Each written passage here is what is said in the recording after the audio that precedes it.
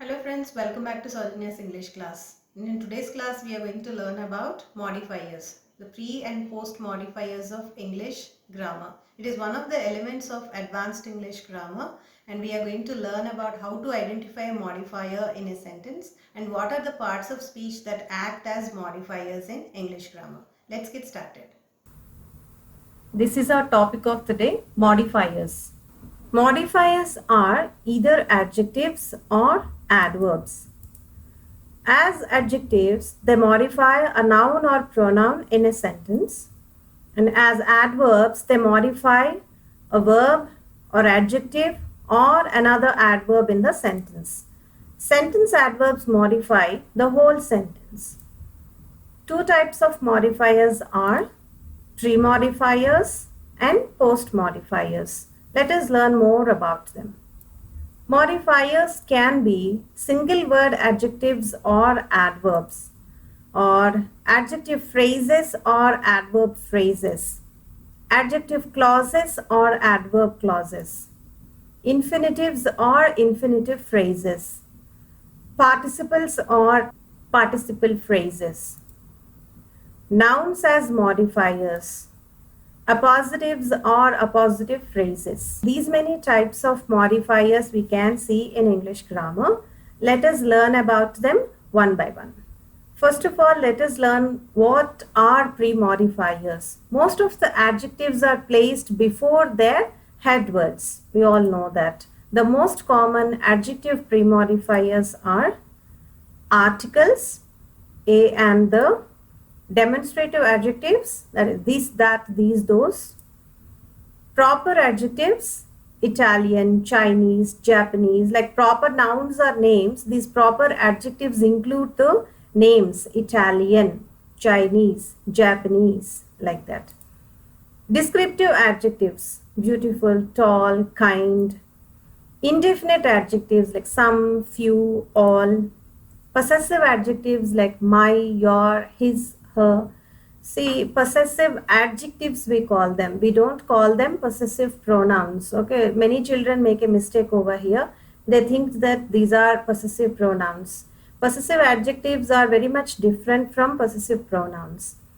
Possessive pronouns of these words, if we take in, my, possessive pronoun is mine, and yours, his remains the same in spelling, hers, okay, that s is added, okay, so those are possessive pronouns. But here possessive adjectives in this is which we add before a noun, my book, your book, his book, her book, like that, okay.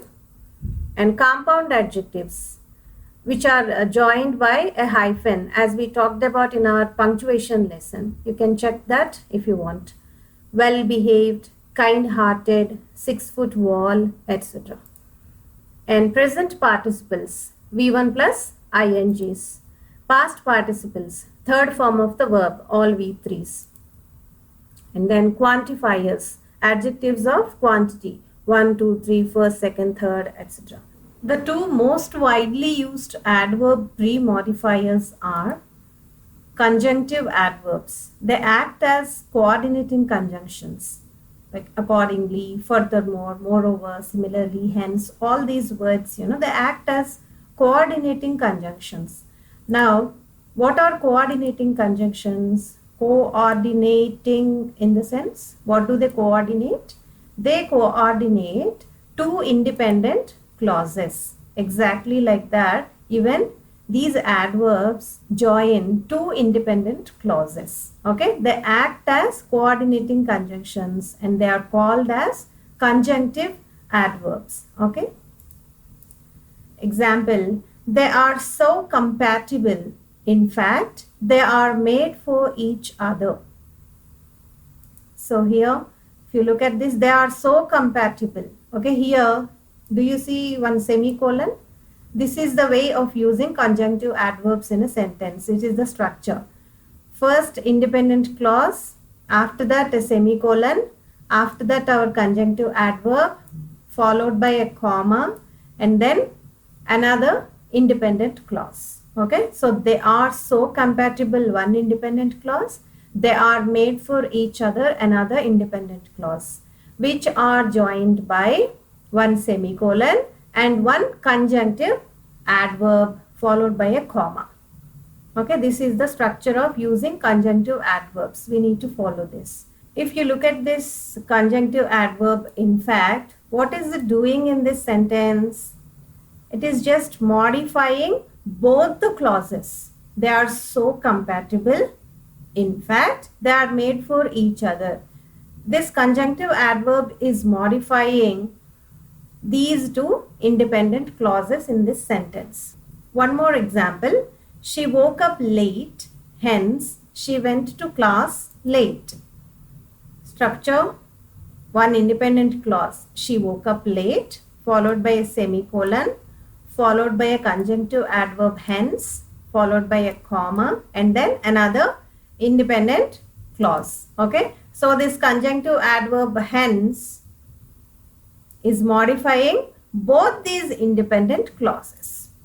He stole her purse. In addition, he got into an argument with her. Okay, so here he stole her purse, one independent clause followed by a semicolon, followed by a conjunctive adverb in addition, followed by a comma, followed by another independent clause. He got into an argument with her. What is meant by in addition? He stole her purse. Moreover, he got into an argument with her. Okay, so if you observe these conjunctive adverbs, they modify both the independent clauses in the sentence. In fact, hence, in addition, all these accordingly, furthermore, moreover, similarly, all these conjunctive adverbs work as modifiers in the sentence in this manner. And then one more type, let us see, sentence adverb. They modify the entire sentence, not this clause, not that clause. They modify the whole sentence. For example, clearly she is disappointed with his behavior. Okay, so this clearly is modifying the entire sentence. She is disappointed with his behavior. What is meant by clearly? It means obviously. It is very clear from her face, or it is very clear from her behavior that she is disappointed with him. Okay, in that way, this sentence adverb clearly modifies the entire sentence. One more example. Honestly, I don't like the way she spoke to me. Okay, so honestly is one more such sentence adverb which is modifying the entire sentence. I don't like the way she spoke to me. What is meant by honestly? Honestly in the sense frankly speaking. Okay, one more example. Sadly, the tigers are becoming extinct.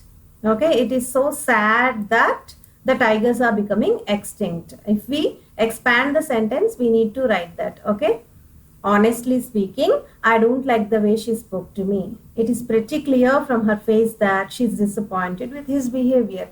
So these sentence adverbs clearly, honestly and sadly are modifying the whole sentence over here. They are called as sentence adverb for a reason. Okay, because they modify the whole sentence. Let us learn about post modifiers. Post modifiers are placed after their headwords. See, pre is before and post is after.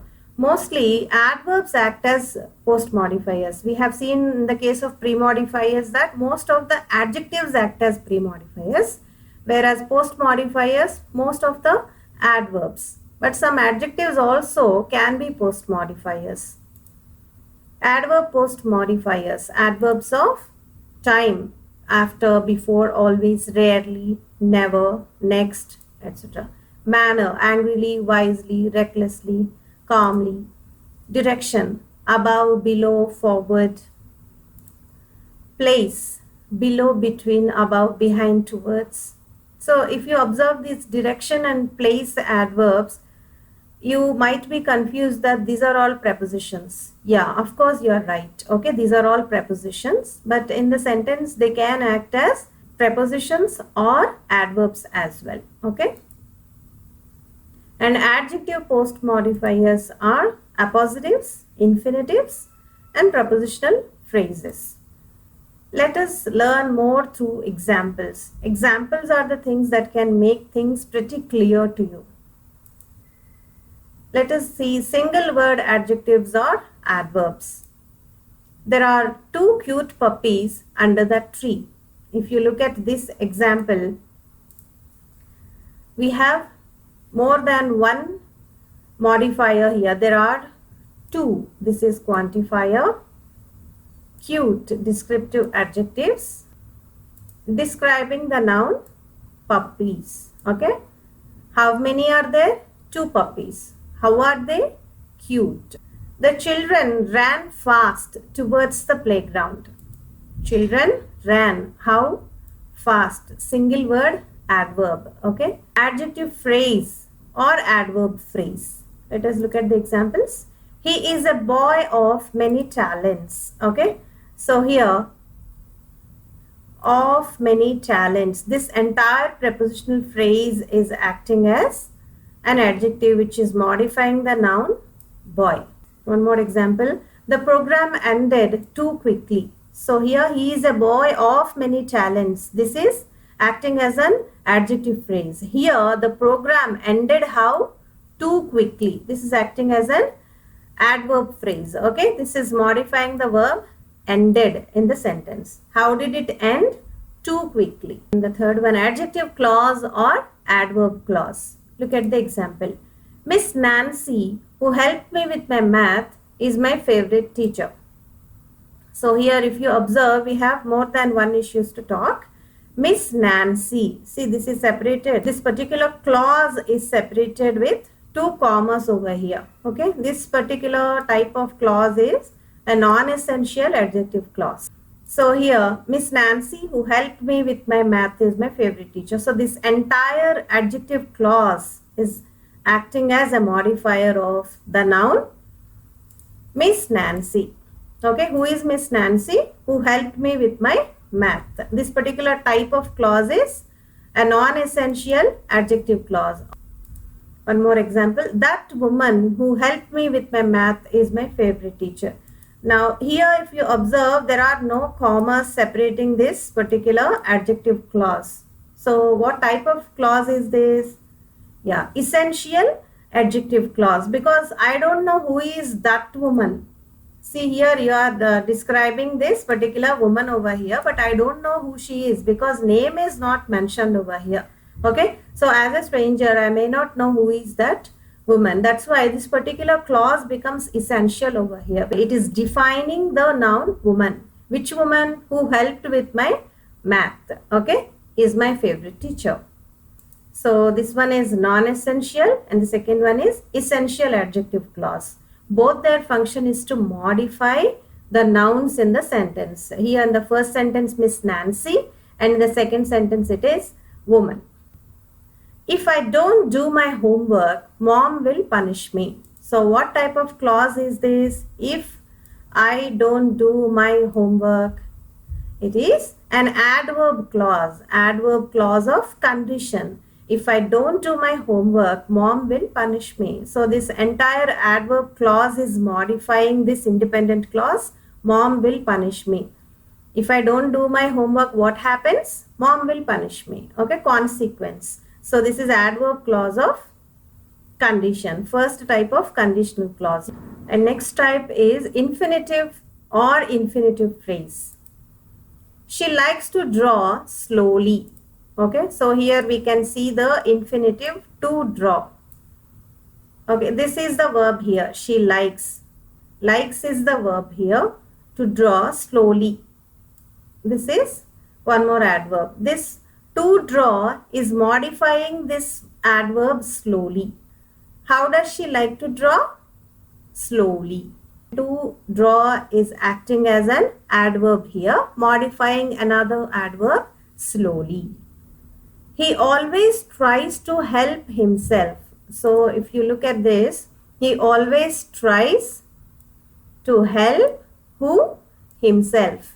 Himself is a pronoun. Okay, so this 2 plus V1 infinitive is modifying the pronoun himself. Reflexive pronoun himself. Okay, so in that way infinitives or infinitive phrases can modify either adverbs or nouns in the sentence. That means if they modify another adverb, we call them as adverbs. If they modify noun or pronoun, we call them adjectives. Next example, participles or participle phrases. She got a singing doll for her birthday. So here she got a what type of doll? Singing doll. So this V1 plus ing, sing plus ing is modifying the noun doll. Okay. Which part of speech modifies nouns? Only adjectives. So though this sing plus ing is looking like a verb, it is in fact acting as an adjective here, modifying the noun doll. Okay, what type of doll? Singing doll. This particular V1 plus ing structures which act as adjectives are called as present participles. The defeated team felt very sad. Okay, so here defeated, this is our adjective here, okay, which is modifying the noun team. Which team felt very sad? The defeated team. Okay, so here ed, do you observe this ed? Okay, so this defeated is v3. Okay, even v3s can act as adjectives. If v3s act as adjectives, they are called as past participles. v1 plus ing is acting as adjectives are called present participles. You can learn more about these present and past participles in our lesson participles. You can check that as well if you feel like. This team is the noun. It is modified by the past participle defeated. So here defeated has come before the head word. Okay, so it is a pre-modifier. She talks lisping with her S. Okay, S in the sense alphabet S. She talks, this is the verb here. How? Lisping with her S. Every time she pronounces S, she lisps with that. Okay. So she talks lisping with her S. This V1 plus ing is present participle. Okay. It is modifying the way she talks. Okay. Talks is a verb. What is a part of speech that modifies a verb? Adverb. Okay. So this entire lisping with her S. Okay, this entire phrase acts as an adverb which is modifying the verb talks. How does she talk?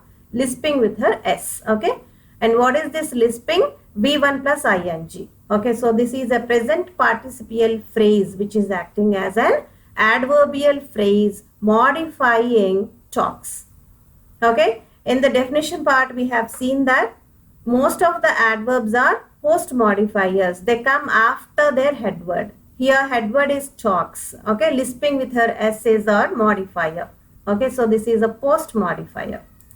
Then the children interested in music can enroll their names for the concert. Okay. However lengthy the sentence may be, it doesn't matter.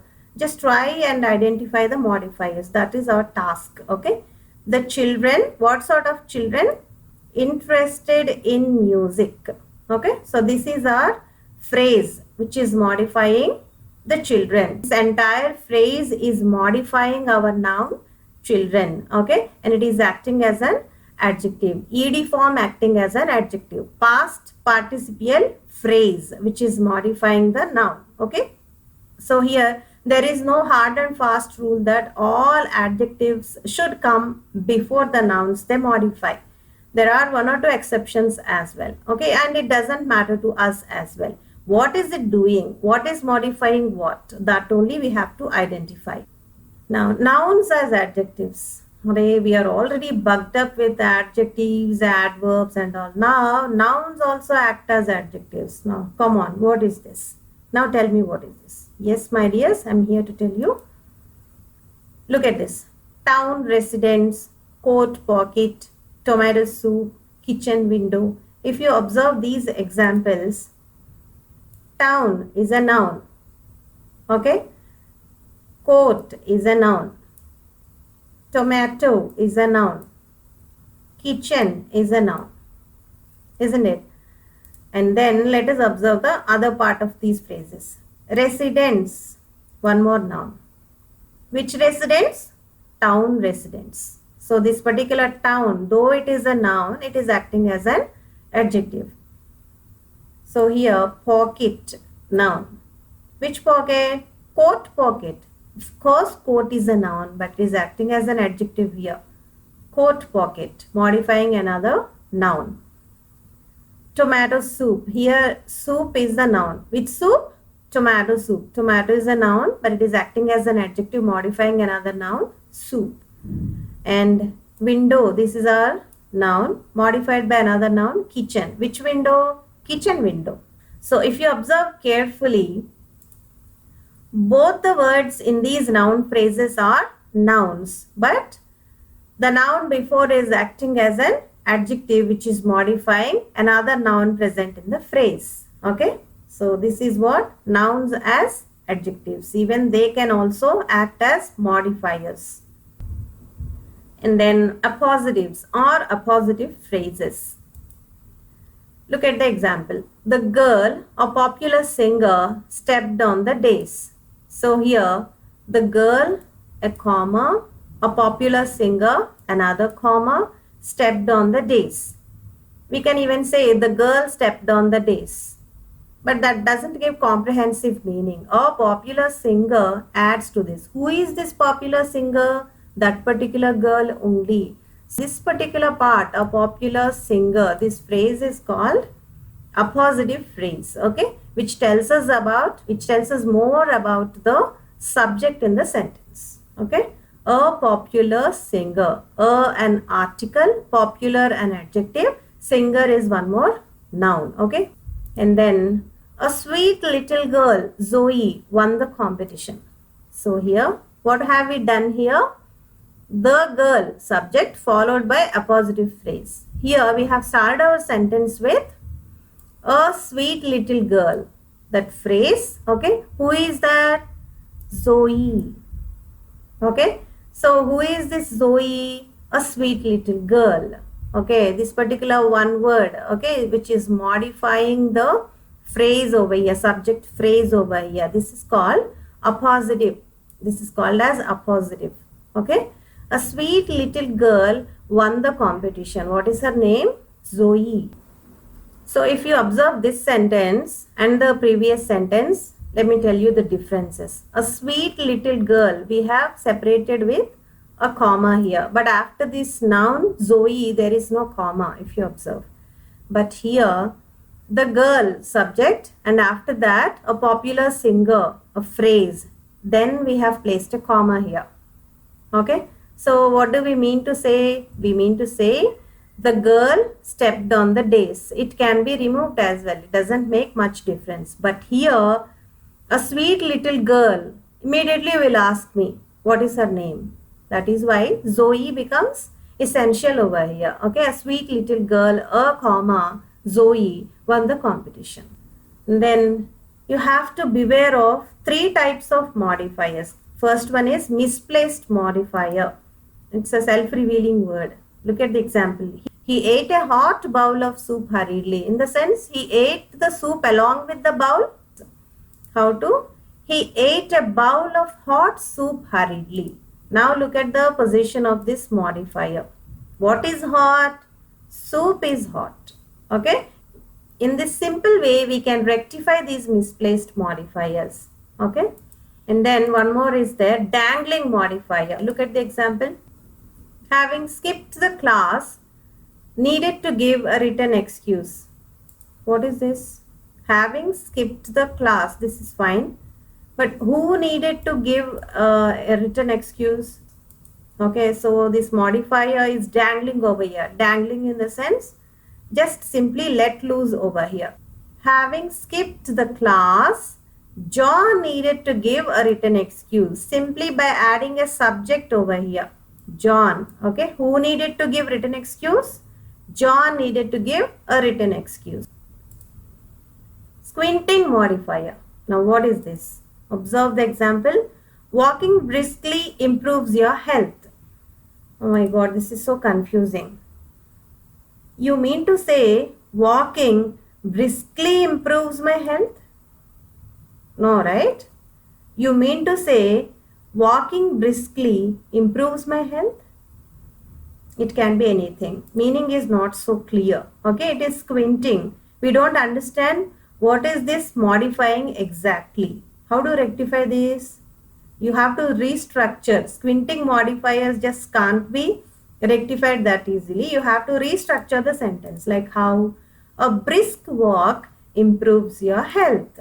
Okay. So here we have replaced this participial phrase with a noun phrase. A brisk walk. What type of walk? Brisk walk. So here brisk is again an adjective.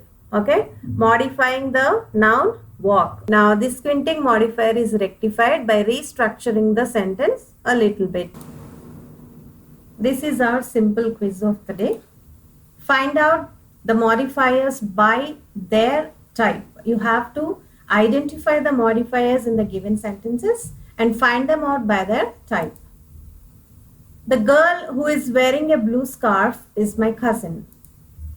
As the exams are round the corner, we felt stressed out. Having been a therapist for long, he knew the problems of the youth. His house was destroyed in a fire accident. Her torn book made her unhappy. I need a blazer to wear. That galloping, well-built brown horse was a sight to watch. Rina, my childhood friend, is a well-mannered girl.